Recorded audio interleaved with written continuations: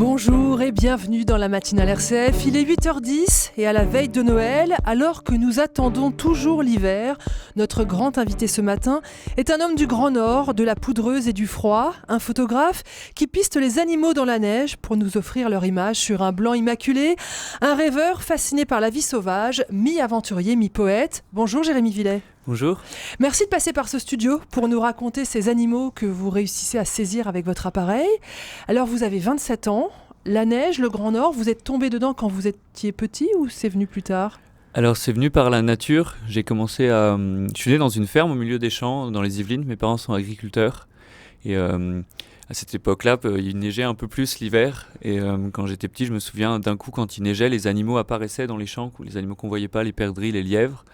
Et très vite, j'étais hyper attiré par le blanc qui permet quand on photographie des animaux dans la nature, donc ce qui est mon métier maintenant, et qu'il y a de la neige, ça permet de retranscrire des sensations de pureté, de beauté qu'on a partout, mais que moi j'arrive à retranscrire grâce à la neige en photo. Et donc j'utilise la neige comme un peintre utilise du papier blanc pour mettre en valeur les animaux.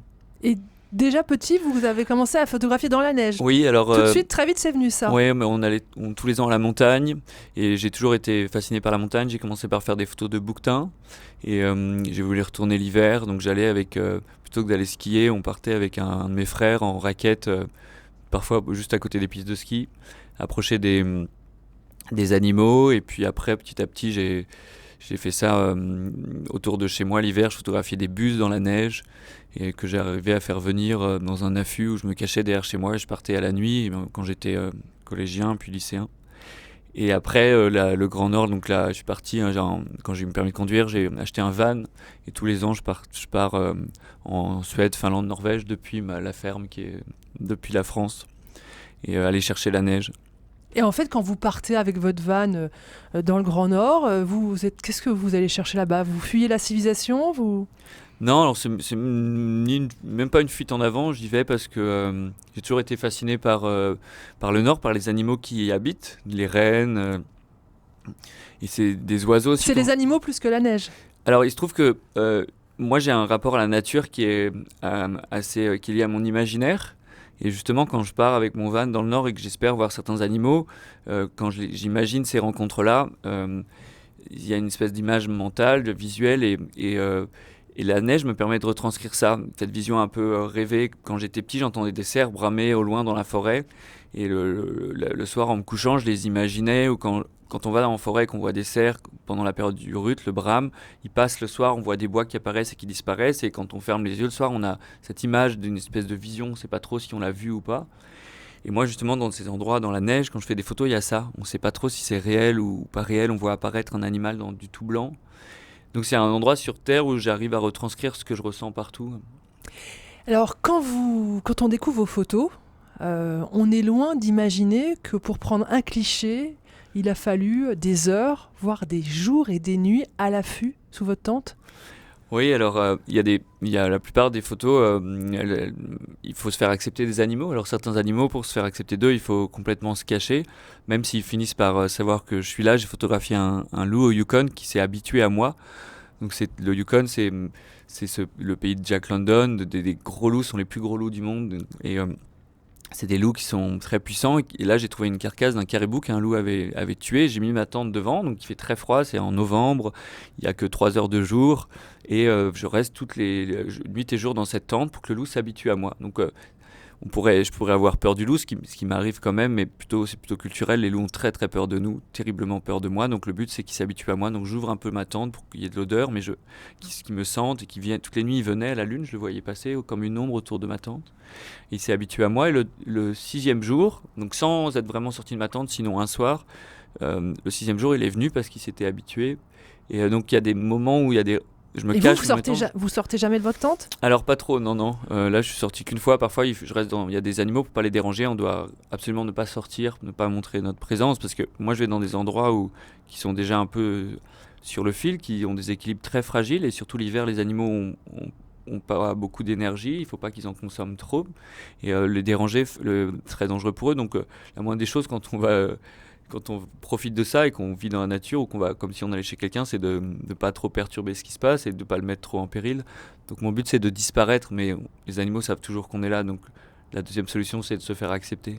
Et le loup, vous avez fini par le photographier ? Ouais, j'ai fini par le photographier. Un matin, il est venu en plein jour et il y avait un aigle qui était sur la carcasse du caribou, il l'a attaqué. Et il est apparu justement dans cet endroit que je visais depuis plusieurs jours, qui est un endroit très précis où il y avait de la neige au premier plan et au second plan. Et quand il est passé à cet endroit, on voyait juste la tête et ses oreilles et son regard jaune qui me regarde et qui sait toujours que je suis là. Il savait que j'étais là, mais il m'avait accepté un petit peu dans sa vie. Vous parlez du loup, mais il y a d'autres animaux que vous photographiez et sur les photos, on a l'impression que ces bêtes, elles vous regardent. Oui, alors... je cherche c'est pas... un truc de photographe ou Oui, alors malheureusement, quand on déclenche avec un appareil photo, les animaux nous entendent et nous regardent. Mais il y a des regards qui sont des regards de confiance, d'autres de méfiance. On crée toujours une relation. Je cherche pas à attraper l'œil comme on pourrait faire en portrait Mais les animaux ont des yeux qui ont, un peu comme certaines peintures, des yeux qui regardent un peu partout, mais dont on a l'impression qu'ils nous regardent toujours. Et c'est aussi la position des oreilles. Les animaux, parfois, ils ne nous regardent pas, mais leurs oreilles nous regardent, leurs oreilles sont tournées en arrière.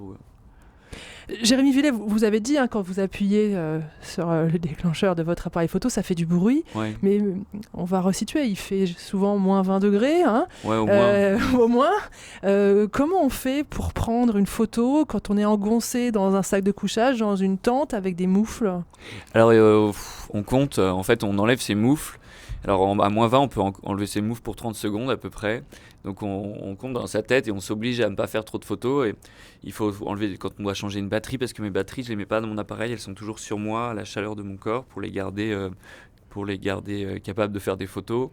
Et donc, il faut glisser une batterie dans l'appareil photo. Et puis, je fais pas beaucoup de photos finalement. Donc, je me passe beaucoup de temps avec les animaux, mais parce qu'il fait froid, parce que le matériel, les batteries ne fonctionnent pas si on ne les réchauffe pas. Donc, j'enlève mes gants, je les glisse, je compte jusqu'à 10, j'essaie de faire une photo. Alors là, heureusement, c'est la radio, on voit pas, mais j'ai des engelures sur chaque doigt là encore. Et, vous pouvez les montrer, on les verra sur la vidéo. Ah mince alors, donc voilà.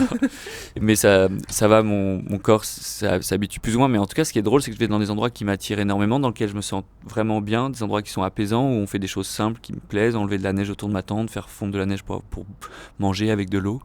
Et en fait, c'est aussi un endroit qui est hyper hostile, qui me renvoie le fait qu'on n'est pas du tout adapté à vivre là-bas. Et on a réussi à un peu dominer le monde grâce à notre intelligence et on cherche le confort, mais finalement là-bas je me sens un peu pas le bienvenu, et en même temps le bienvenu, c'est des sensations bizarres. C'est ça la nature et le sauvage, il y a une beauté et en même temps une brutalité.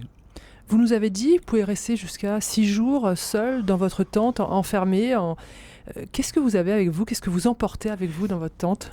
Alors j'emporte déjà mon imaginaire. On passe son temps à se faire des films dans sa tête, ce qui est très créatif en photo. J'emporte mes amis aussi dans ma tête et en même temps parfois j'emporte un livre. Là pour photographier ce loup, j'avais un livre qui parlait alors je crois qu'il s'appelle Bernard Olivier ou Bertrand, non Bernard, qui est un retraité qui a perdu sa femme et qui a décidé de faire la route de la soie, le trajet un peu de Nicolas Bouvier à pied et en traversant la Turquie, l'Iran. Donc c'est un type qui marche, qui avance, alors que moi je suis arrêté, qui est dans un endroit très chaud, avec des gens très conviviaux. C'est exactement l'inverse de ce que je vis. Moi je suis coincé dans une tente, il fait froid autour de moi, je suis tout seul. Et je parle à personne, voilà. Et donc je n'emmène jamais des livres sur... si ça peut être un conseil, quand on part quelque part, il ne faut pas emmener un livre sur l'endroit où on est. Ce qui est génial quand on est quelque part, c'est de s'évader. De s'évader et de rêver d'endroits où on habite ou d'un endroit qui n'a rien à voir. Le voyage fait ça aussi, il donne envie de penser à quelque chose de très différent. Et de encore plus l'apprécier. Jérémy Villet, vous avez des maîtres ou vous avez appris tout seul à pister les animaux ? Alors la nature, j'ai appris avec plein de choses. J'ai appris avec mes parents, mon père qui est agriculteur, qui connaît bien la nature, ma maman qui aime bien l'art, qui aime bien tout ce qui est beau, qui aime bien dessiner. Et après ensuite la photo, j'ai appris pas mal avec internet à une époque, et aussi quand on fait une photo, qu'on va dans la nature et qu'on fait une photo et qu'on la rate et qu'on revient et on est tellement frustré qu'on apprend très très vite. Là vous nous parlez de la photographie, mais le lien avec la nature, savoir comment les animaux vont réagir. Ça on l'apprend avec les animaux. Vous l'avez appris tout seul ? En fait on on apprend beaucoup en passant du temps tous les jours dans la nature.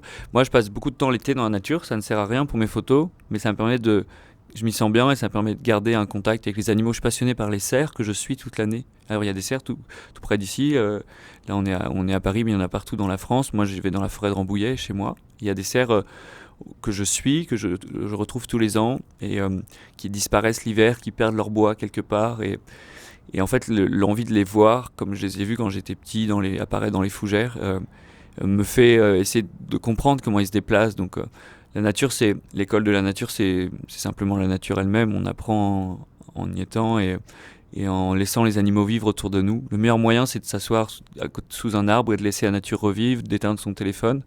Et là, d'un coup, on est dans un autre monde et il n'y a pas besoin justement d'aller en Alaska comme je fais pour vivre un moment très intense. C'est juste à la mesure de son émerveillement et de son lâcher-prise. Je voulais revenir à la neige. Sur vos photos, la neige, elle est toujours blanche, immaculée. Mais dans la vraie vie, c'est pas vrai. Alors dans la vraie vie, très loin, si vous mettez la neige est toujours éclairée par le ciel, donc parfois elle est bleue, parfois elle est rouge avec le coucher du soleil. Moi je cherche des situations qu'on appelle le whiteout en anglais, ce sont des jours blancs. C'est des jours où le ciel est en plein de nuages et diffuse la lumière sur la neige et on ne voit plus la différence entre ciel et terre. Même parfois à ski, on ne sait pas si on avance, si on recule, il n'y a plus aucune ombre. On peut même parfois avoir des sensations de vertige. Et donc c'est des jours où la neige est vraiment très blanche. D'ailleurs, si vous prenez c'est un révélateur de blanc la neige, si vous prenez un drap que vous croyez blanc et que vous le mettez sur la neige, il va être rose ou bleu, de la couleur de la lessive, tellement la neige est blanche. Mais aussi, il y a des astuces de photographe, puisque oui. Vous nous avez parlé d'une carcasse. J'imagine qu'autour de la carcasse, la neige, elle n'est pas blanche immaculée. Alors oui, en fait, en photo, on choisit un endroit. La photo, c'est un choix.